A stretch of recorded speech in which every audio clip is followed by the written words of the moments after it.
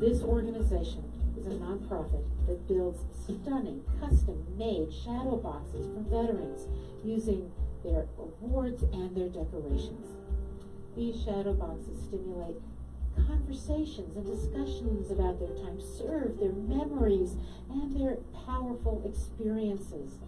And as if that's not enough, this organization also provides links to all resources that somebody might need to help them return to life so they can make a continuing, significant, meaningful contribution to the community. You gotta look them up. VeteransPride.org. Find them, use them, donate to them, because I have to tell you, these shadow boxes make a profound difference.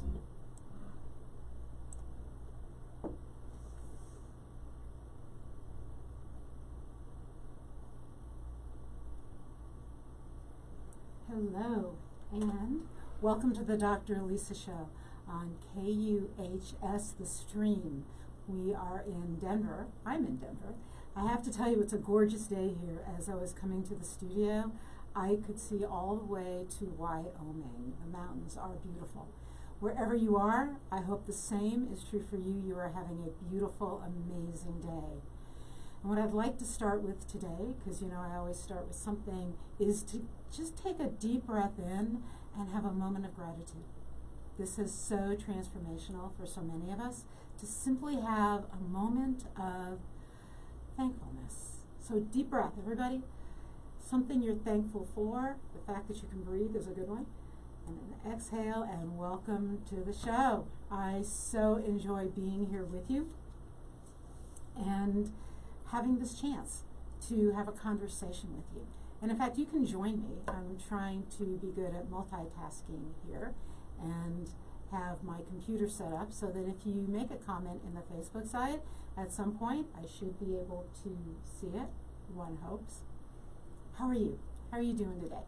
I hope you're having some sort of magic in your life today, and a little bit of that is the topic for today, I have to say. Hopefully you also heard the commercial for Veterans Pride, my sponsor. They are amazing. And I have set a goal for all of us listening that by the end of the year, each of us will be a philanthropist at whatever level works for you. Could be $1 a month, and that's fine. And veteranspride.org is a great website. Go there, and that can be the place you donate. You too can be a philanthropist. Okay, so the show. As you know, my tagline is inspiring a Renaissance spirit in you. And this show is about you. I gotta admit, I love it. Can't wait to get on the radio when I get a chance. But the show's about you. It's for you. It's for you to have something at the end of the show that inspires you, that moves you, that maybe has you ask questions in a different way. Challenge your own thinking. Move your life forward in some way that feels magnificent or different or adventurous or wondrous. I hope that you leave the end of this hour when the show is over, that you have a different sense of inspiration. A couple notes, I've said it before, this show is spiritually multilingual. What I mean by that is that if I say God and you want to hear universe, great. If I say prayer and you want to hear mantra, perfect. Or shift it up, whatever works for you. Because language is so important. And I've learned that. In fact, I want to tell you this quick story of how I learned it. Several years ago, I moved my mom from the house I grew up in LA here to Colorado. And in packing up this 3-bedroom house, it was difficult to get her to let go of things. She'd been there 50 years. But she was moving into a much smaller place. So, you know, it was 2 different moving trucks and a lot of work, and I was in charge of all of that.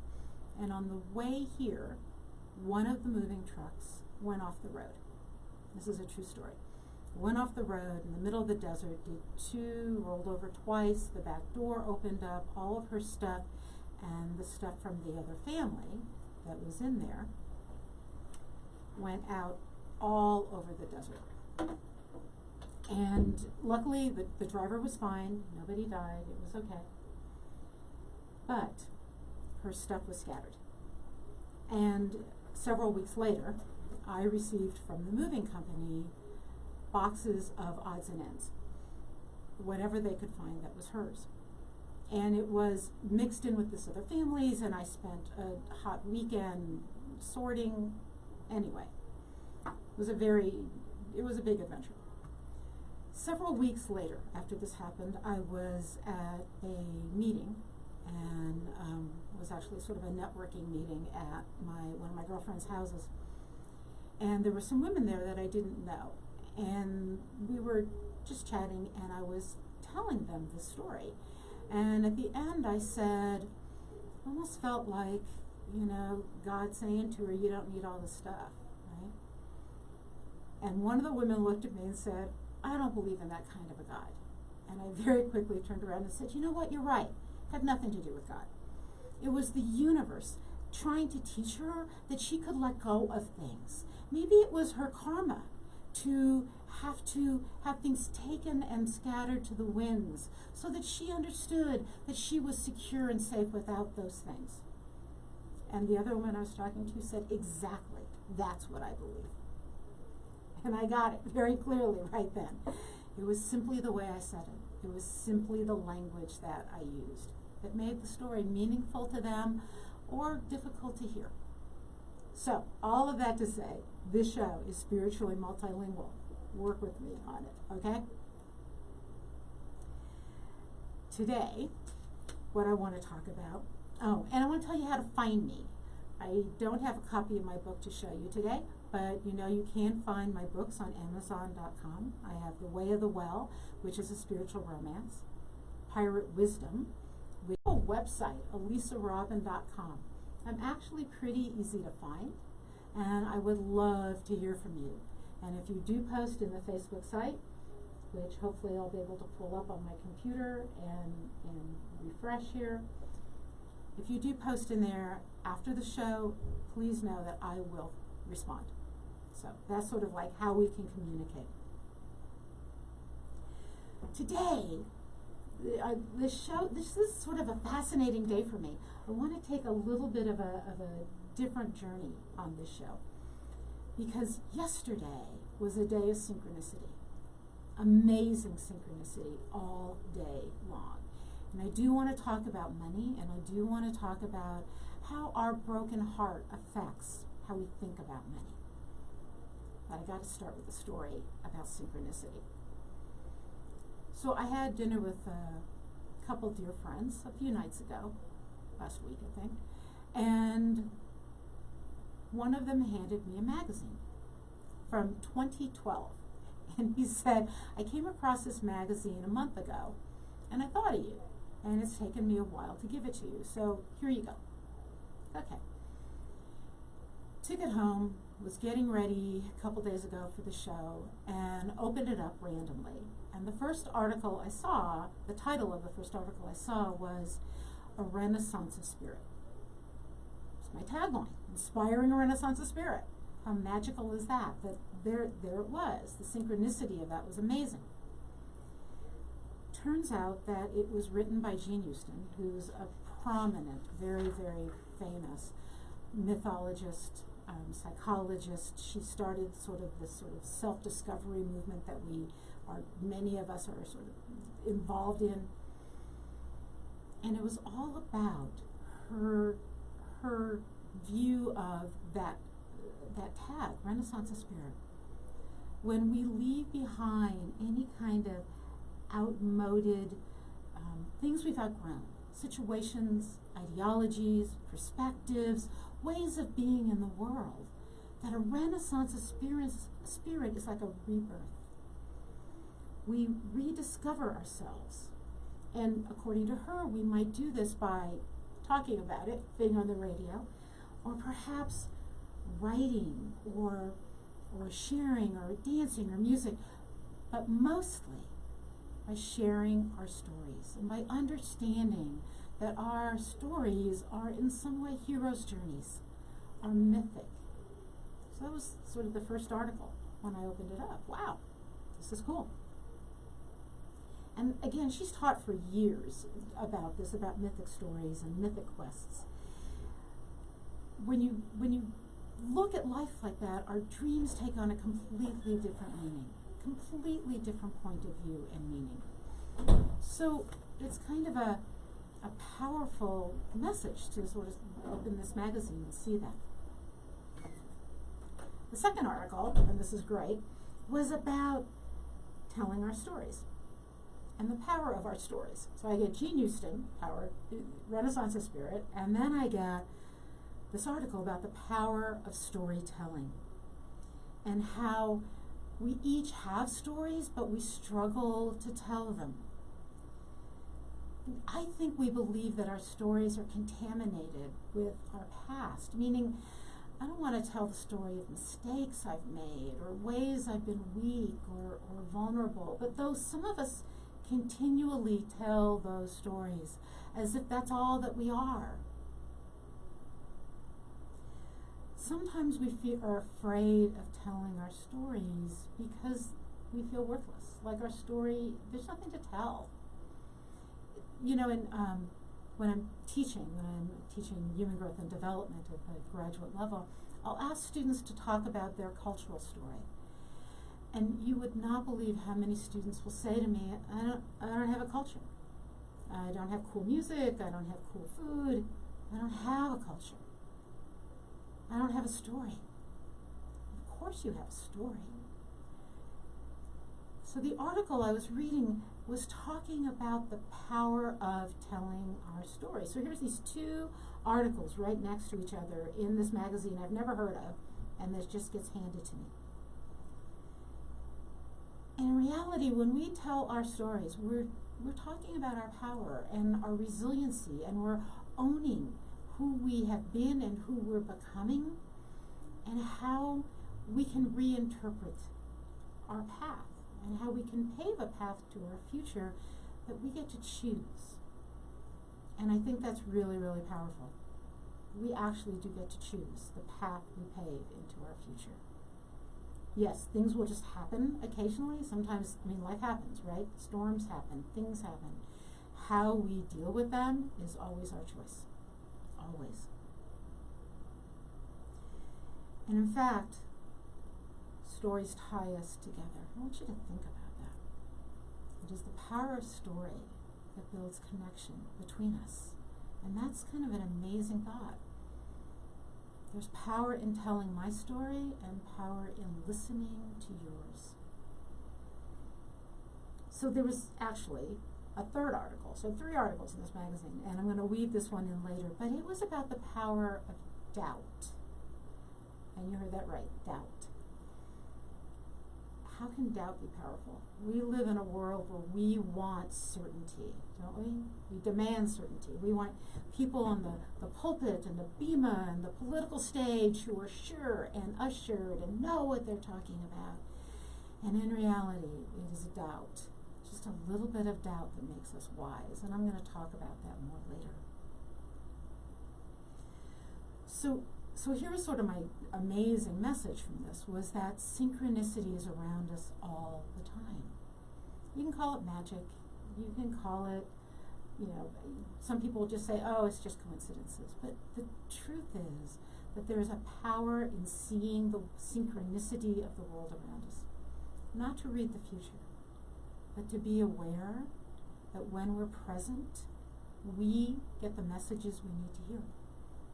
What we need is right in front of us. We have to be aware of it. And it is that awareness that becomes part of our story. Oh yeah, and we have to have a little doubt. Because if we're certain, if we walk through this world certain of everything we say, we aren't ever open to listening to a different message. So that was sort of this amazing thing. And I want to add that people are scared right now in the world. And you can see it. You see everything we see in the news is scary. And people are scared. And that one way that we often deal with fear is to get angry, to get defensive, to become more committed to our way of thinking.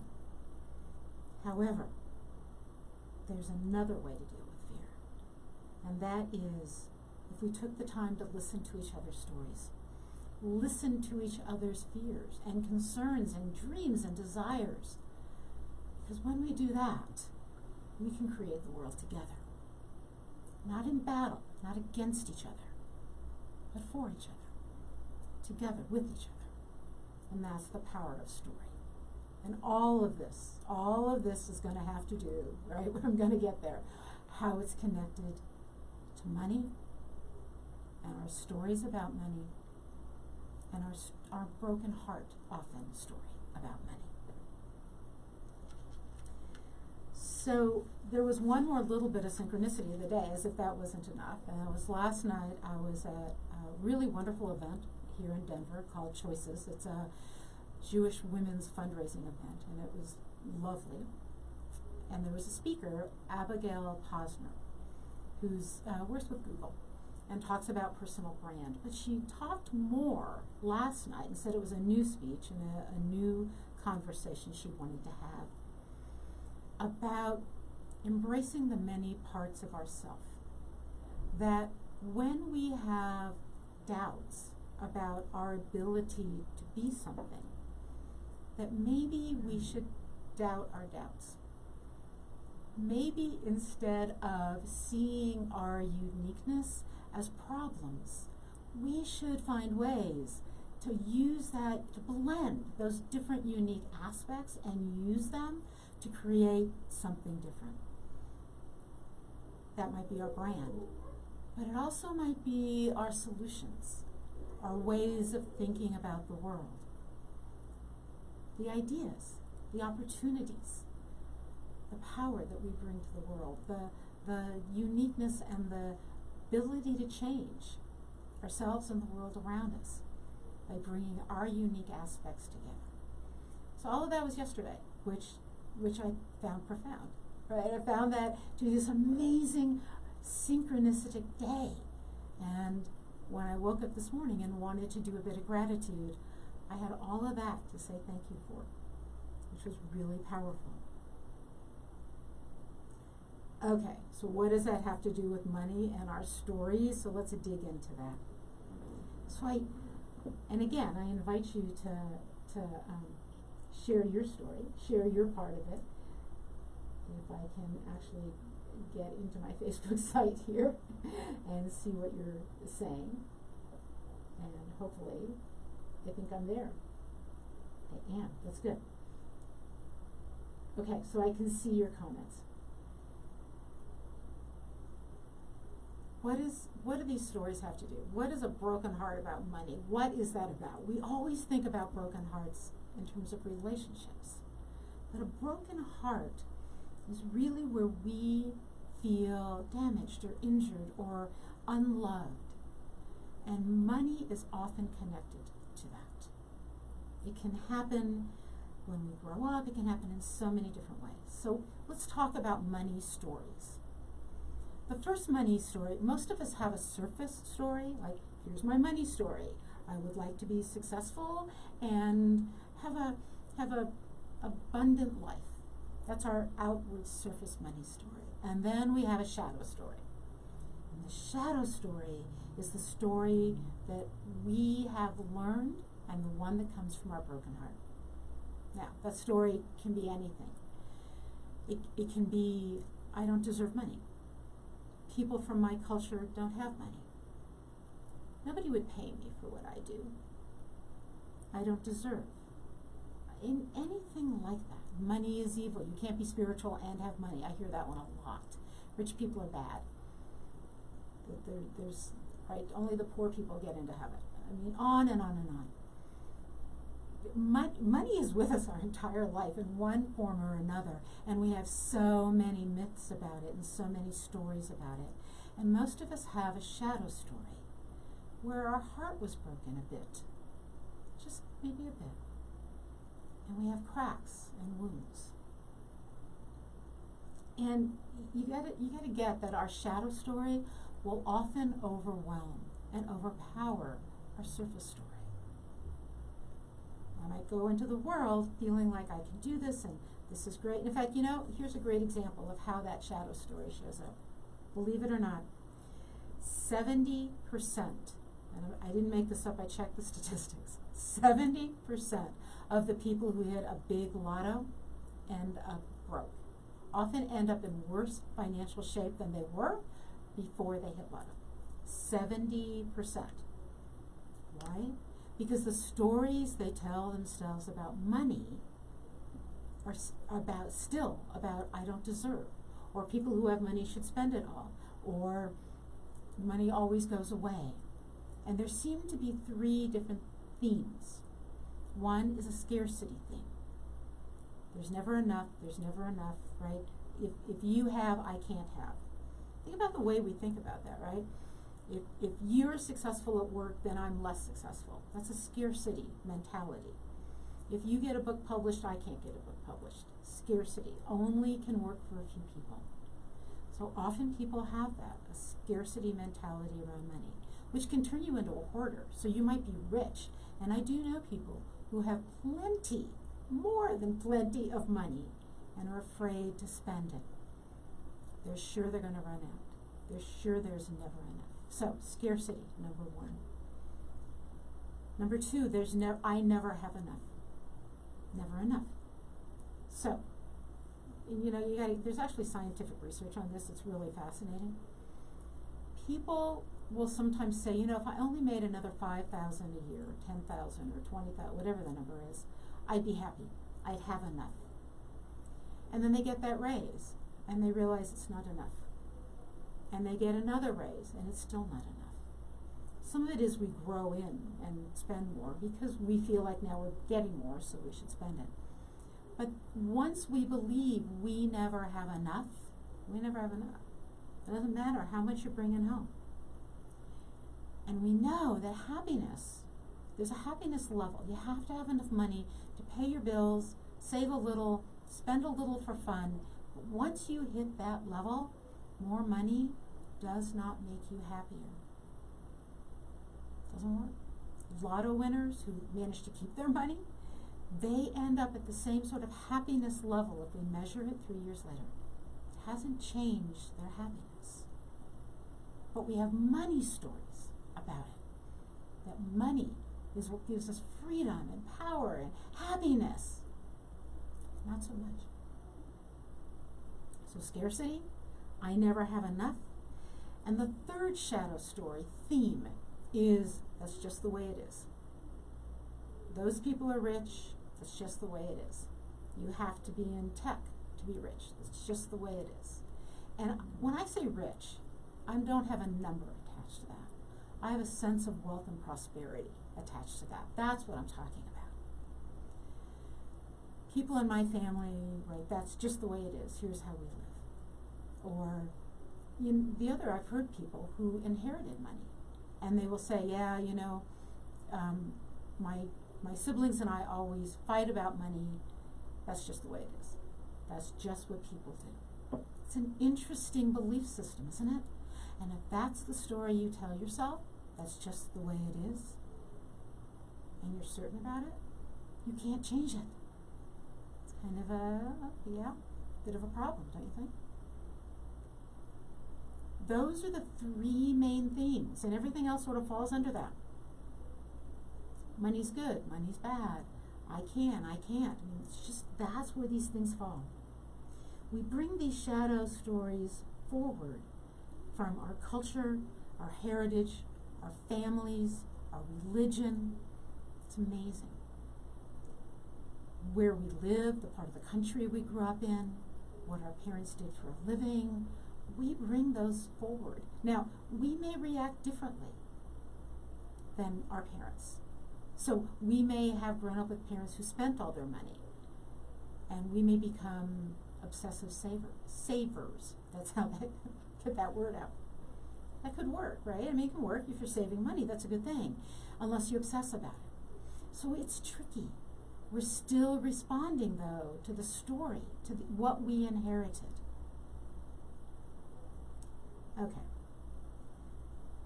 We also get trapped in something else. And that is that old saying that hindsight is 20/20. I have to tell you, it's not. Hindsight is not 20/20. We don't get to know exactly what would have happened if we hadn't done A. So you pull out of your driveway and you turn right and you have a wreck. And you go, I should have turned left. You don't know. You could have pulled out of the driveway, turned left, and had a worse wreck. We don't know how life would play. We make choices. That's all we have. We make choices and they go forward. But we're not sure how they would go. So when we beat ourselves up for bad decisions, we don't know. Right? We made the best decision we could at the time, and we can change those decisions going forward. For all we know, we would have ended up exactly where we are. Again, think about that 70% of people who hit lotto and think their problems are over, and within 3 to 5 years are in bigger trouble financially than they were before they got all the money.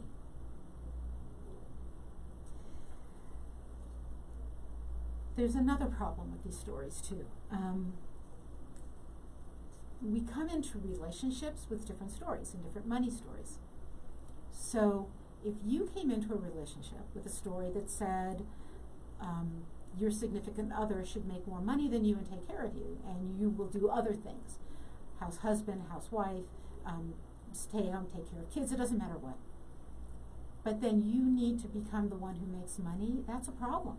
Your belief system says the other person makes the money. You better hope that other person has a belief system that says the same thing. If you come into a relationship with radically different ideas about money, one of you is a saver, one of you is a spender, you better get a financial advisor. You better talk it out. It is those conflicting money stories that often get us into trouble.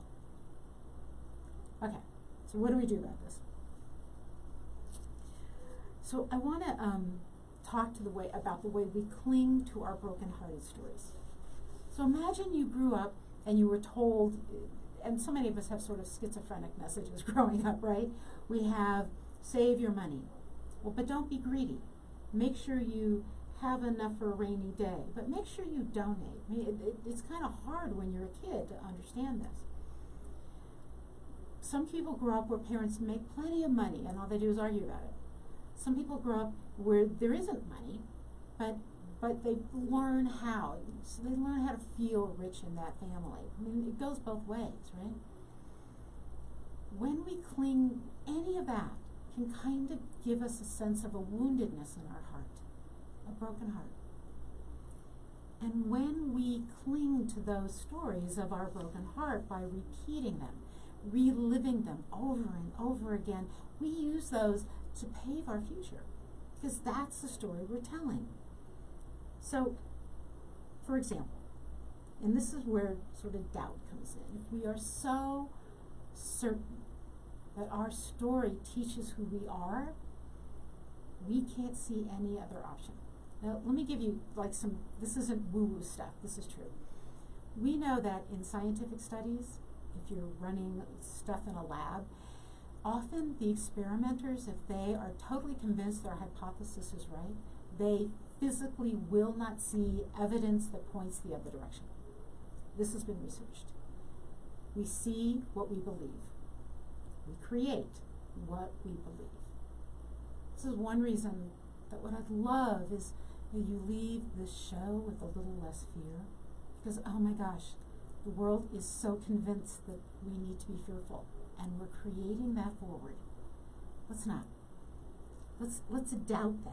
Let's doubt that certainty. Let's be willing to be just a little open to the possibility that what we believe to be true may not be right. And that's hard. Our brains are wired to respond to uncertainty with fear. Right? We like certainty. We like to make a decision. I want to know what's happening. I want to know where to go. I want to know that I'm making good choices. And doubt makes us feel vulnerable. Often we find that when we feel vulnerable, we have one of two responses, or we have the fight or flight response.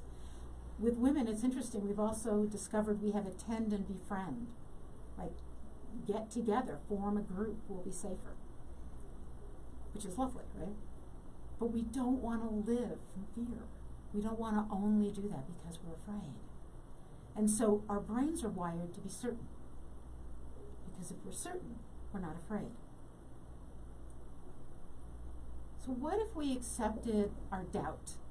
Our doubts about our thoughts about ourselves. So if your thought about yourself, if your broken heart about money says, I don't ever get to make a lot of money, or I don't ever get to build a wealthy life, or whatever that broken-hearted message is you have about money, which are doubts about yourself. What if you doubt that? What if you doubt your doubts? I was raised by a mom who would always tell me that she was just always a coward. And she'd repeat that all the time. And she actually would say to me, oh, it's too hard, don't try. So I was raised with this attitude of, if things get hard, quit. Which clearly I didn't encode the way she meant it to be encoded. But I just wanted her to doubt that occasionally. Doubt that she couldn't do anything.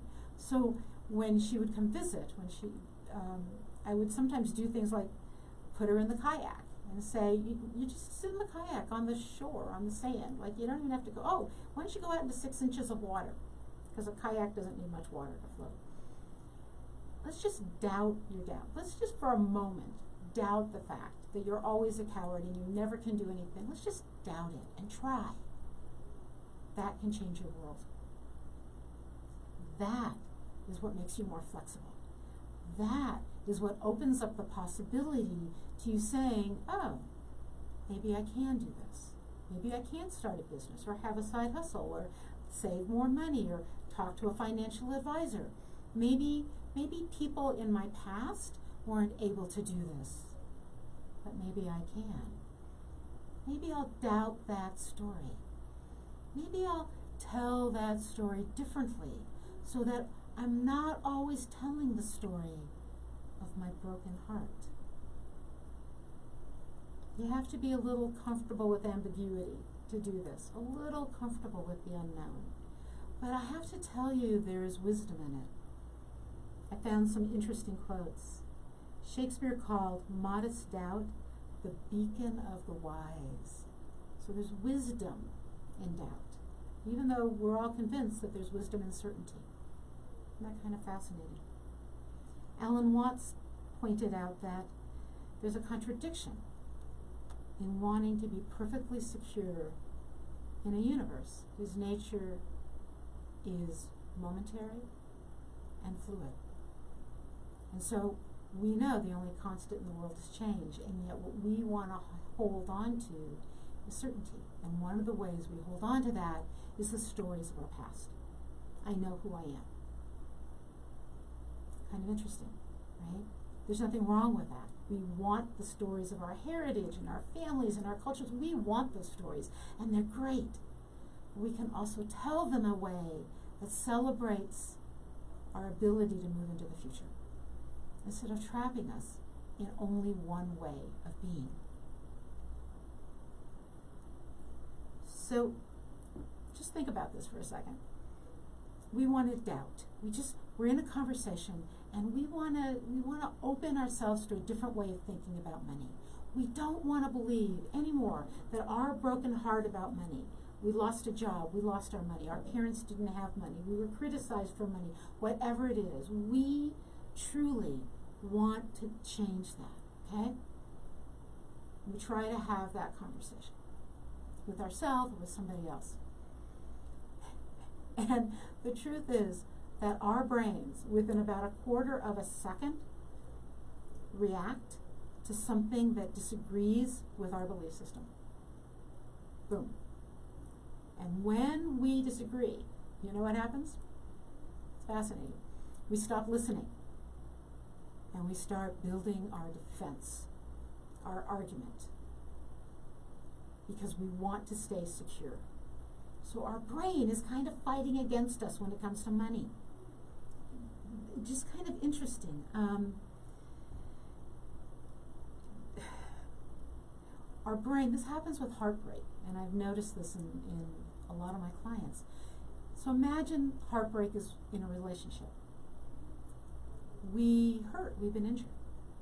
And what our brain does is say, oh, don't get injured again, because it's painful. And we find ourselves choosing out of situations in which we might get hurt. Now, this makes perfect sense, right? That we're wired this way. If you touch something hot, you want your brain to remember, don't touch something hot, right? Because I don't want to get burned. But emotional heartbreak, or things we tried and weren't quite successful, but that we could try again, that's a little different, right? Like, remember when you tried to ride a bike, learned to ride a bike, or learned to dance, or learned to ski, or learned anything in school?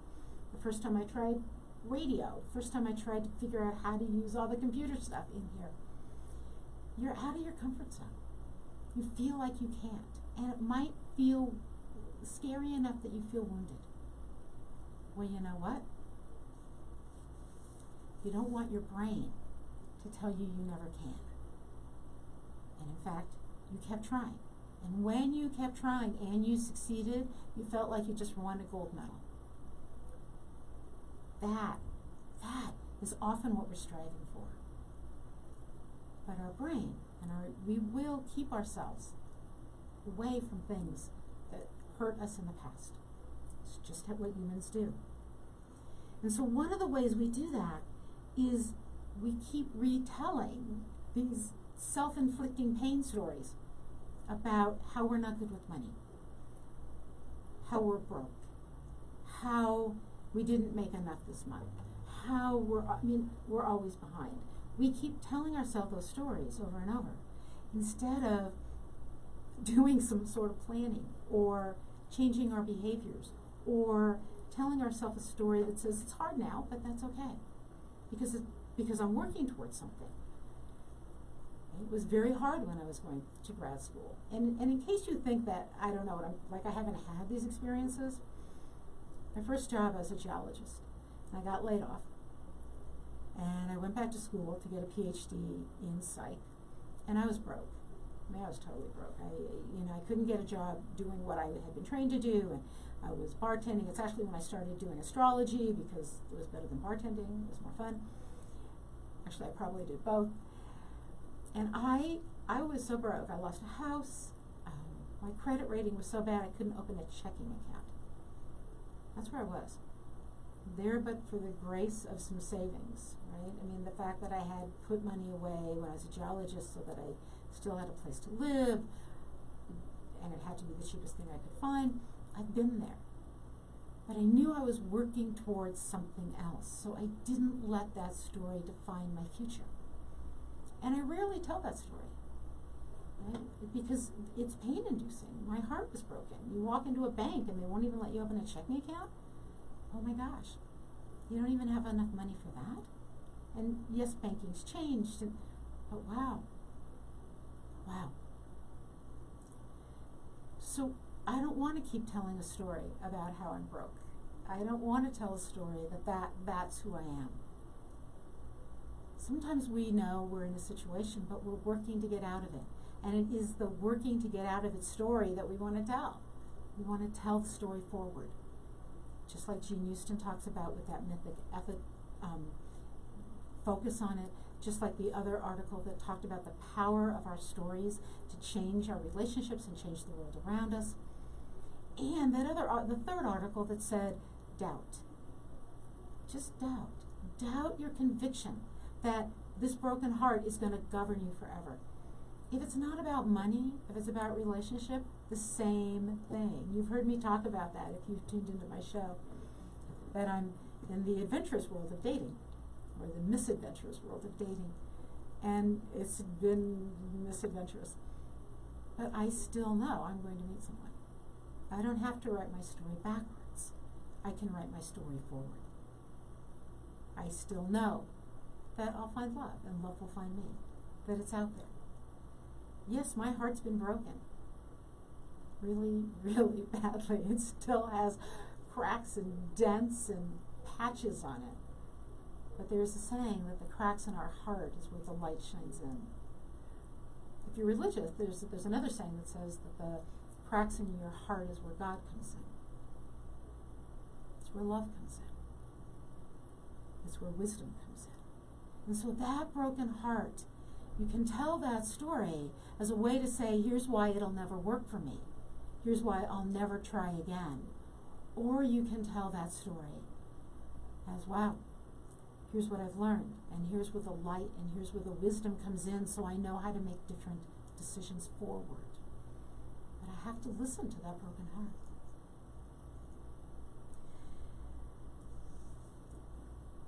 When we do this, we become braver. A lot braver. In fact, there's this other quote that I read. Sean Murphy said that radical doubt often precedes a great awakening because the psyche has come to the end of its ability to understand. The world isn't working. I can't understand the way this is. I have to travel into a different way of thinking.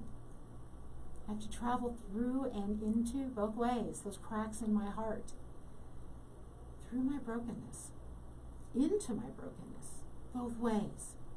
And you know what happens when I do that? I was thinking about this yesterday, is I find synchronicity. That's when we're open. And that, for me, was part of yesterday and this article about doubt. If I'm certain about the world, I never see the synchronicity in it. I don't see somebody looking at me from across the room. I don't just say yes to a random request for something. And with synchronicity, we have an option of just saying yes to different things and seeing where they take us.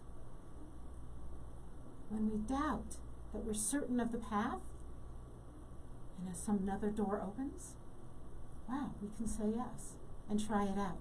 Try that door out. See what happens if I go through that door. That's what doubt does for us. It allows us to move into that heartbreak and tell that story differently.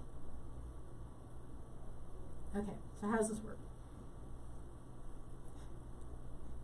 Doubt. Like, what do I do, right? I mean, that's sort of like, this is really great information, but then what do? I have to do something about this, right? So, again, when we're wounded, we avoid doing that again. I bashed my thumb the other day in the gym working out and then spent a week avoiding hurting it again, right? So we avoid stuff because we know it's going to hurt. So what happens when we're broken is we take precautions to protect the wound. What if we change that? What if we spend some time looking at that wound and saying, what did you teach me? Where is that wound a blessing, a gift? What did I learn from it? So let's try this. Let's say that your family story is no one in my culture ever has had money. Right? We come from a scarcity culture, whatever that culture is, however you define that, whatever that's about. It could be your family, it could be the place you've grown up, whatever. What if you tell that story as I come from a culture of resiliency, of strength, of bravery? No, in my culture, we didn't have money, but boy, we had smarts. We knew how to live. We had love. We knew how to love and to take care of each other. And we are resilient. And I am going to take those pieces of me forward in my story into this job I'd like to have, into this career I want to change, into this college education perhaps that is calling me because there's things I want to study. I know several people, actually most of the people in my life, who have a college education who are not working in that field. They're doing something totally different. My niece, has a degree in, her bachelor's is in technical theater. Her master's, she went into school to work in fiber arts, and she came out working in computers, and she's actually now working for a company kind of inventing augmented reality, right? And that just sort of, and virtual reality. And what can you do with this, and how do you do that? I mean, that's amazing to me. She started with technical theater and ended up there. I have another friend who started in architecture, and is working for a company, a tech company, on how you think about coding from an architectural point of view. The woman who was speaking last night has a degree in anthropology, and she's working for a big company. I think she works for Google, in their marketing and branding. Many of us take something and then turn it into something else in our lives. Why am I bringing that up? Because often, my first degrees are in geology. They have informed my way of thinking about everything because I have a science background. But I'm not doing that as a career right now. That's fine. For many people, they almost feel like they've betrayed themselves if they start with one story and then leave it to do something else. I talked to a guy the other day who had a business degree and had been in finance and done some really good work there, and then decided he wanted to open a ski shop and left it all behind. He was perfectly happy. We are not a slave to our stories. The story doesn't have to define our future. So how do we do this? The first thing I need all of you to do is to write that story. What is the story of your past?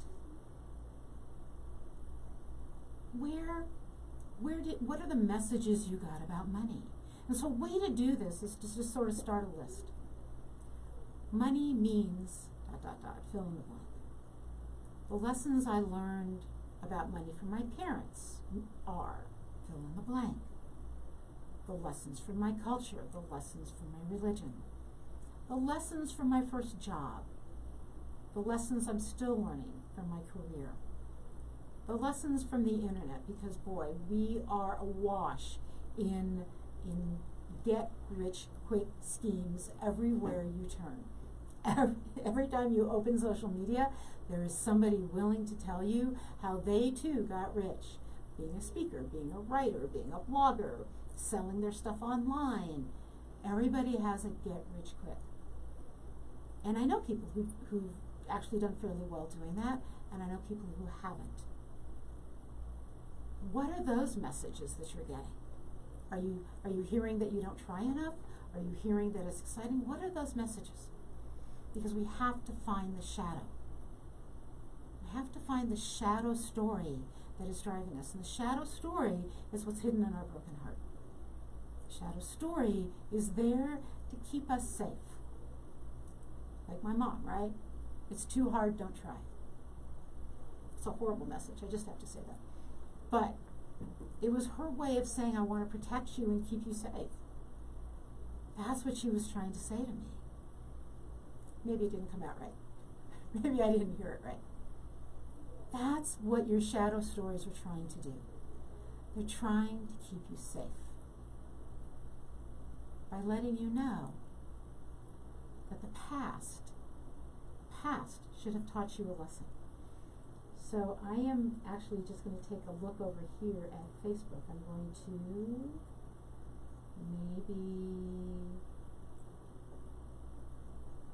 sometimes you have to like reboot it, right, to see what's going on. I don't see a lot of comments, but hello, Albert. And I'm not sure there's anybody else in there. What I'd love is if you get to that point that you do post in there. I have to tell you, I would love to start having a call-in show occasionally where you can call in with your heartbreak issues, be it relationship or money, whatever the topic is we have that day, and we can talk. Because when you share your story online, trust me, you are sharing stories with everybody else and helping them share theirs. It's kind of like being in the classroom and being the one who raises your hand and asks that question, and everybody else breathes a sigh of release because they were afraid to ask it, right? You're the one who opens the door for everybody else's learning when you're brave enough to tell your story. When you're brave enough to ask a question. So I want to just shift just a tad. Got about 5 minutes left in the show. And I want to do a couple things. As I mentioned at the beginning, or somewhere, I'm not sure where, and as you know, I've also got a background in astrology. And I want to say that this is a great time, astrologically, for you to be looking at these stories. Because right now, and if you never believe in astrology, this is the one thing that always convinces people that there might be something to it. The planet Mercury is retrograde right now. So what does that mean? Because the planets all have different orbits in terms of shape and speed, at times it looks like we have speeded up or a planet has slowed down. I mean, imagine for a minute that you're sitting at a stoplight and the car next to you starts to move backwards. You'll get a feeling that you are shooting forward. It's relative. So there are certain times in the year where certain planets feel like they're moving backwards relative to the Earth. And Mercury does it quite often. And Mercury is the planet of communication. Mercury was the god of, the messenger of the gods in mythology. So everything to do with communication gets messed up. You may have had plans to meet Tuesday at 2 on 1st Street, but then you end up there at 1 on 2nd Street, and your phone isn't quite working, and the computer kind of crashes, and on and on and on. But it's a great time to go inward, because that's what we're being asked to do. People will say, don't start anything new. Don't come up with a brand new idea, maybe. But if you've been thinking about something, often during a retrograde, because you slow down and move inward and contemplate, it can be a really great time for completion. So I usually, when I've sold a house and it hasn't been selling and I hit a retrograde, it'll sell. If I'm looking for a house or I'm looking for a car or I'm looking for something, often during the retrograde, it will resolve. I'm only bringing it up because retrogrades are a great time, and it's in Pisces, so it's emotional, to go into your emotional self.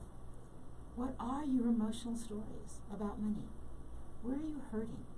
This is a really great time to recognize it and not ignore it, and also not beat yourself up over it, but to maybe even ask for some help. Like, what should I do different? How can I change? Where have I been making mistakes in money? Because often during a Pisces retrograde, that's sort of the message. Ask for what you need. Go inward. What are you experiencing? And ask for what you need. So it's just my sort of tidbit of astrology. Okay, so what was today's show about? And what do I hope you take from this? And what I hope you take is that you should be talking to me, right? You should go to my website and message me there, or message me in Facebook, or chat with me about this. I want you to tell your stories. I want to hear your stories. I get to tell mine. It's quite the gift. I want you to recognize that the world is not built on scarcity, that there is enough, and that you can have enough, and that there is no just the way it is. We create the world as we go. Yeah, we have to deal with it now. I mean, it's snowing. That might be just the way it is. But, snow stops. Things change. Change is constant. That might be just the way it is. But you can write your story. You can doubt your own doubts. You can write a story. You can be vulnerable enough to say, I'm a little scared. And you can write a story that's different. You can be open to synchronicity. You can be open to things changing. And you can understand that it's a hero's journey. And there's no real mistakes. They're just choices. And there's a song that I really want to play at the end of the show here that you've probably all heard, but I kind of just heard it the other day. And it is, the message in it for me is really, really wonderful. The message is keep your face towards the sun, keep your face to the light, and let your shadows fall behind you. So look at your story in the most positive way you can. Look at your story. Listen to your story. Tell your story with you as the hero. And let all the shadow stories that keep you from being successful, let them fall behind you. And I want to give one more shout out to my amazing sponsor, veteranspride.org, and I'd like you to check in with them. And I want you to listen to this song, but first, thank you for joining me on the Dr. Elisa Show on KUHS, The Stream.